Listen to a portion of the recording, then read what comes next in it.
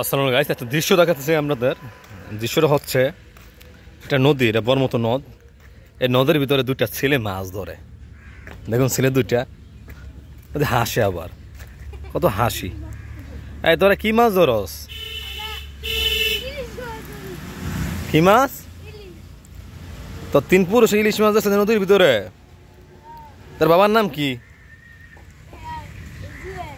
ও তুই জুয়েল বলা। তোর বাবার নাম কি? কি নাম? ও দোনো জুয়েলের পোলা।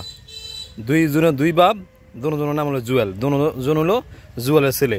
তোর নাম কি? আর তোর নাম? তোরা মাছ ধরতেছে, দেখুন কি একটা অবস্থা।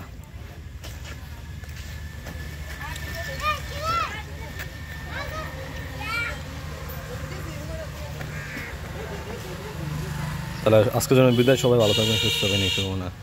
আল্লাহ হাফেজ। বৃষ্টিময় সকাল।